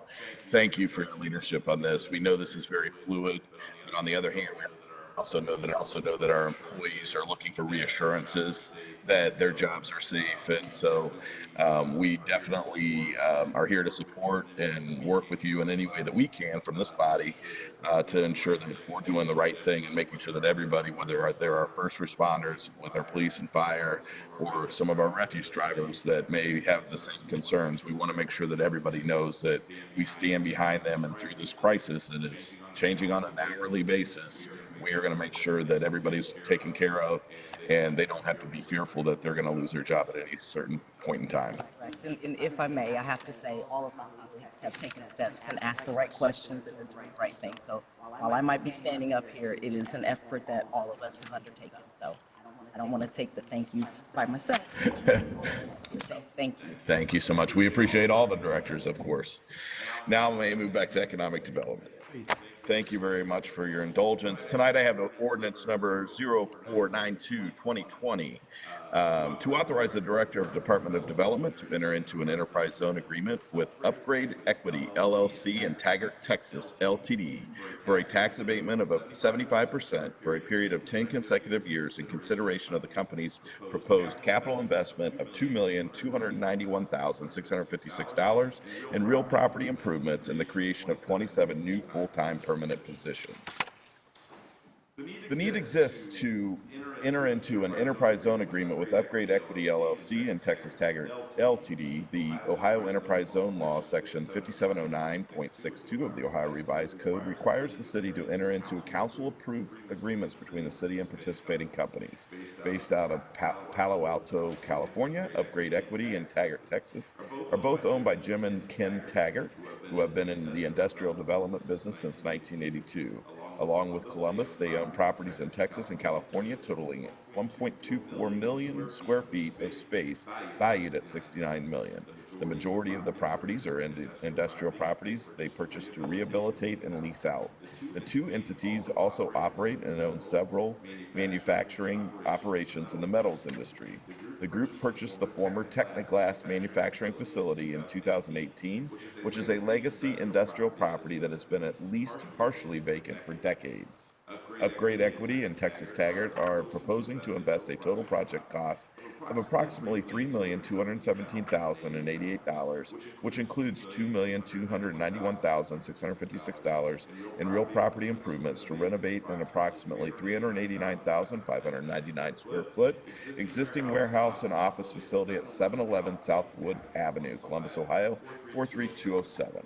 The company anticipates that the redevelopment of the proposed project, will lead to the relocation of an unknown number of positions from within the city of Columbus and the creation of 27 net new full-time permanent positions with an estimated annual payroll of approximately $1,254,341 at the project site.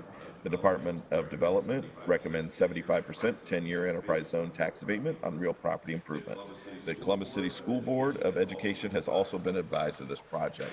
I do want to mention and note that the organization, Mr. Jim Taggart, has sent a letter for the record, which we'll make sure is filed with the clerk. I'd now like to turn it over and ask the Director of Development to come to the podium so he can talk a little bit more about this project. Thank you, Chair Ramey, President Hardin, members of the council. We're pleased to be moving forward additional investment down at the former Technoglass site, seeing new jobs and opportunity coming down to the south side. As you mentioned, Chair Ramey, both the developer and the Impact Community Action Group who will be leasing space here have submitted written testimony that but for this incentive, this investment, and these jobs would not occur at this location. I'd be happy to answer any questions. Do any of my colleagues have any questions this evening for the director? Seeing none, I move for passage.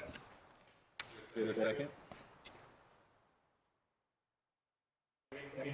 All right, Councilmember Warren, second.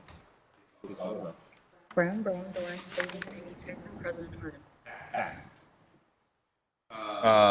I am now going to move back to first reading, if that's okay.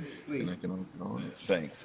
Next, I'll bring forth ordinance number 557, 2020, to authorize the Director of the Department of Development to enter into a dual rates job growth incentive agreement with Variable Inc., DBA Loops Returns, for a term of up to 3 consecutive years in consideration of the company's proposed capital investment of $200,000 and creation of 40 net new full-time permanent positions with an estimated payroll of approximately $3,400,000.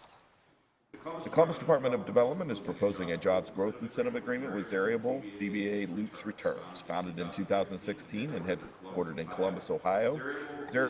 Variable is a computer software company specializing in the return and exchange of retail merchandise. To date, the company's products have processed more than 2 million returns for 200 of its own customers. Clients include Brooklinen, Allbirds, Pura Vida, Shopify, and more. Loops provides complete return automation, new product exchanges, and a fully customized portal which simplifies the return process for their clients' support team and customers. Loop is proposing to invest a total project cost of approximately $200,000 to build out their corporate headquarters, which includes $175,000 in leasehold improvements and $25,000 in furnitures and fixtures, to renovate an approximately 7,350 square foot office space at 797 North Wall Street. The company will create 40 net new full-time permanent positions with an annual payroll of $3,400,000 and retain 14 full-time permanent positions with an annual payroll of $1,156,999 at the project site. Director, could you follow up with a little bit of insight into this? Yeah, thank you, Chair Ramey, President Harden, members of council. We are very pleased in the Development Department that we have another locally grown tech company that has chosen to invest and add jobs within the city of Columbus. I'll emphasize it's a 3-year job growth incentive. So the incentive is based on the performance of the company. It is variable rate, so they get a higher incentive back to them for the employees that live in Columbus that they hire versus those just within the region. With that, I'm happy to answer questions. Are there any questions or comments from my colleagues this evening? Seeing none, I move for passage. Second?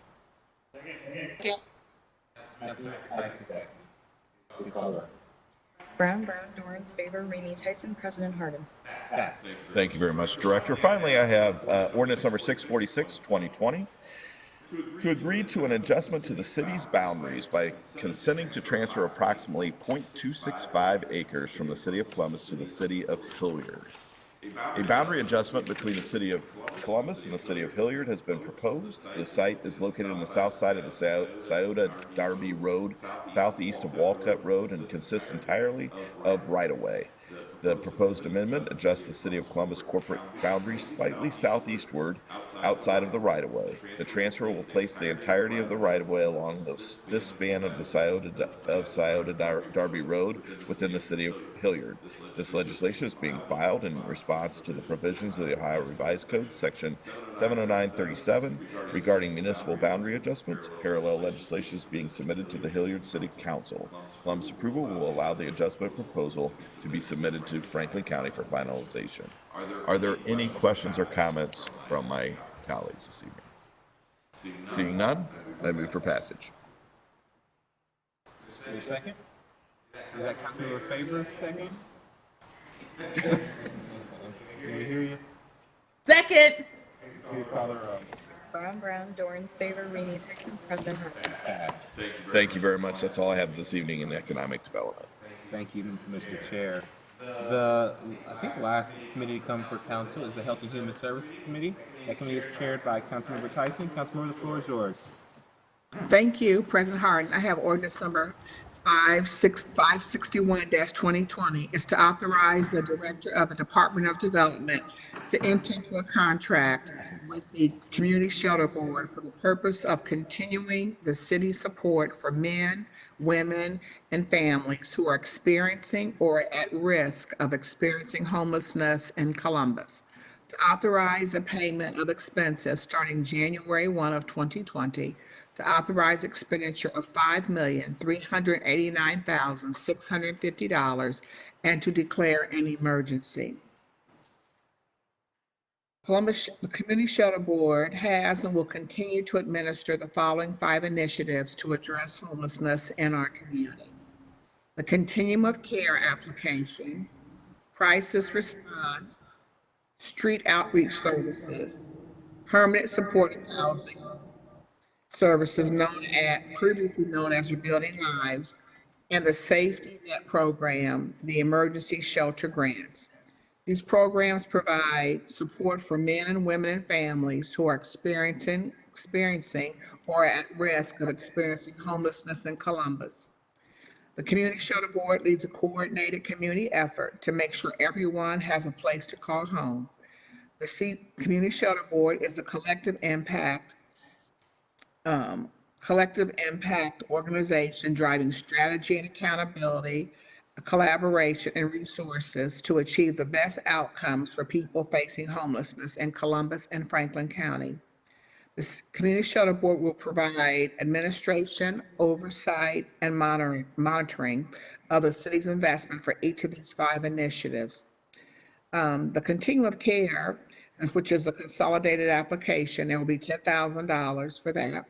The crisis response is $1,537,704. Street outreach is $117,000. The permanent supportive housing services is $877,688. And the safety net emergency shelter grants is $2,847,258. Also, in this grant, the crisis response team will work with 1,000 homeless single adults. They will also add, and then the Van Buren shelter, single adults, 1,500. Pregnant women, 40 pregnant women, and 80% will achieve housing stability. In terms of families who are experiencing homelessness, 2,100 homeless families and 21 persons and families, and that'd be 25,000 nights of shelter. Veterans would be 209 non-veteran homeless non-DA homeless veterans for 6,000 nights. Additionally, we will be providing outreach to 260 unsheltered homeless individuals and permanent supportive housing for 1,302 individuals. And lastly, the safety net program will provide services for 5,500 homeless persons, 200,000 nights of service, and they shelter an average of 550 individuals per night.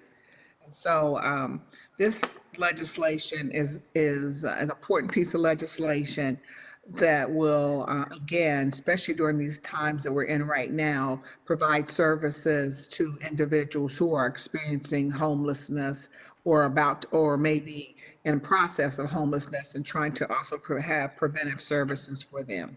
It's an important piece of legislation as we think about the times that we're in. If there are not any questions or comments from my colleagues, I would move for passage for this legislation. All right, Councilmember Dorn, second. Please call the roll. Brown, Dorans, favor, Remy Tyson, President Harden. Passed. I would like to now, if you, to move to rules and reference for zoning. Please. And have ordinance number 452-2020. And again, this legislation is being co-sponsored by Councilmember Emmanuel Remy. And this legislation is to enact a new chapter in the Columbus Building Code, Title 41, entitled 4117 Energy Benchmarking, containing new requirements to establish an energy and water benchmarking, reporting, and transparency requirements for certain buildings within this jurisdiction. The purpose of this ordinance is to establish an energy and water benchmarking, reporting, and transparency requirement for certain buildings within this jurisdiction. With this ordinance, the City of Columbus and local property owners can drive energy and water efficiency in our building stock, save money for business and residents, and foster a cleaner and healthier environment. A public hearing was held before the Columbus Building Commission on January 21st of 2020, whereupon they voted to recommend this proposed code change be forwarded to Columbus City Council for adoption. And I'm now going to continue this discussion with my council colleague, Councilmember Emmanuel Remy. Councilmember Tyson, I appreciate your leadership in this regard. As chair of the Environment Committee, I feel it is important to note that in the city of Columbus, we make a conscious effort to be mindful of the impact our local community has on the environment. Columbus has a strong commitment to environmental issues, especially around sustainability, climate change, and emissions reduction, which is part of what brings us all here today. Columbus is one of only 25 cities nationwide participating in the Bloomberg American Cities Climate Challenge, an opportunity we had to apply for and successfully won. The challenge provides our city with national technical supports, assistance, and networks to deepen and accelerate our work around climate change and sustainability. We know in Columbus that climate change is real and impacts our most vulnerable residents the most, which is what drives us to act. Through the climate challenge, energy benchmarking was identified as a priority action for our community. It is important that we do our part to encourage mindfulness, innovation, and creativity in the adoption of environmentally responsible practices in every aspect of our lives, including in the operation of larger building structures throughout our community. Benchmarking is a great tool for encouraging these practices. Columbus is committed to reducing community-wide greenhouse gas emissions and energy consumption by 20% by 2020, ensuring that buildings in Columbus, which account for 58% of community-wide greenhouse gas emissions, are as energy and water efficient as possible is a critical step in our efforts to ensure that Columbus remains a healthy and vibrant community. Benchmarking is an easy way for buildings to measure and manage their energy and water use and focuses on creating information that will enable better decision-making around building energy use. I'd like to call Tony Celebrezzi to the podium to discuss a little bit further what this impact means in his department and certainly what it means for the city overall. Thank you, Member. Thank you, Member. Councilmember Remy. Thank you for the opportunity to be here today to provide answers on this important benchmarking ordinance. The Energy Benchmark Ordinance is one of Mayor Ginther's initiatives to combat climate challenge through the American cities' climate change. Provide good jobs, cleaner air, cost savings for building owners. The ordinance creates a structure by which building owners collect and submit their building energy consumption to the city. In the process, you'll receive reliable, consistent data, allowing them to become better informed of their building's energy use and efficiency. The ordinance requires owners of buildings 50,000 square feet and larger, plus city-owned buildings 25,000 square feet and larger, to submit their energy usage to the city by June of 2021. Energy use is considered the electricity, gas, and water usage. There's no cost to comply, and the building owners will utilize a free tool to submit the data. Estimates in other cities that have enacted similar legislation show a 4 to 8 hour investment in staff time each year, with a significant reduction in subsequent years. BZS will support the program with building owners and staff whose mission will be to aid building owners in compliance with the ordinance. Thank you for the opportunity to discuss this ordinance and answer any questions. Thank you very much. Are there any questions from my colleagues or comments that you'd like to make? We appreciate you coming down this evening, Mr. Celebrezzi. Certainly thank the department and all that they've been able to accomplish in informing the public. We had a very, maybe the last public hearing before this all came down, but we certainly had a lot of supporters down talking about it. We received a large number of emails from a variety of organizations and individuals who are supporting this legislation. And so it is my hope that my colleagues agree with me and we pass this legislation. Councilmember Tyson, did you want to say anything further? Yes, I just want, again, thank you, Councilman Remy. I just want to thank Director Messer, Tony Celebrezzi, Aaron Beck, Elena Shockey, and Jenna Capaldi for their hard work on this, and look forward to, hopefully our colleagues will be supportive. I'm looking forward to passing this legislation. And if there are no more questions, and I certainly have appreciated working with you and your team, Councilmember Remy, on this very important piece of legislation for our city. Thank you. If there are no questions or comments, I move for passage. Second. Please call the roll. Brown, Dorans, favor, Remy, Tyson, President Harden. Pass. Great. Is that it? So we have all our committees. All right. So thank you all for your patience and persistence in making tonight's meeting possible. I want to thank Mark Carter and the Department of Technology, whose team worked to get their equipment together and stream ready to go live for this evening's meeting.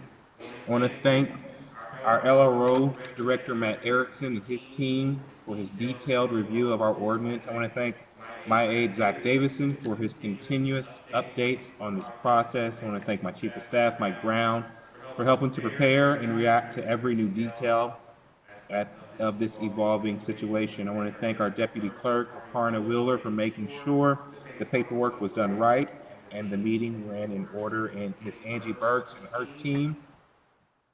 These things just don't happen, and they worked all weekend to make sure all the pieces came together. I want to thank my fellow members for being available and insightful as we prepared tonight's unique meeting. We are proud of the work we do and the city we represent, but with the upgraded states of emergency, tonight we are also deciding that unless we have a very important reason to come together, we will be canceling our council meetings on March 23rd, March 30th, and April 6th. That means that the next meeting we come together on, regularly scheduled meeting, would be April 20th. I want to thank the Chief Counsel and all those and all of the directors for helping us get through this evening. We have the ability to come back if needed, and we'll stay in close daily contact with Mayor Ginther and his team. We are fully supportive of their work and stand ready to assist as needed. Just one last thought as we close out tonight's meeting. Some folks have been told folks not to be fearful or not to be scared, certainly not to panic. I think that's unfair not to say not to be fearful. We are about to go through things and see things that we've never seen before. So fear is okay. Debilitating fear is not okay. We're going to ask more of our residents and more of each of us over the next weeks and months than we've ever been asked before. We're going to ask for sacrifice, like stay in your house or stay in your community, to stay outside of groups of 10 or more or 50 or more. Whatever Dr. Roberts says, whatever Dr. Atkins says, that is the request. And it's not for our own personal well-being, but it's for the well-being of all of us. I believe in Columbus we can do this better than anywhere else. And if we do, and if we listen, and if we stay calm, we will come through this stronger than before we started this crazy journey. So with that, if there are no questions or comments from my colleagues, I say thank you, and I ask for a motion to adjourn. Please call the roll. Brown, Dorans, favor, Remy Tyson, President Harden. Adjourn.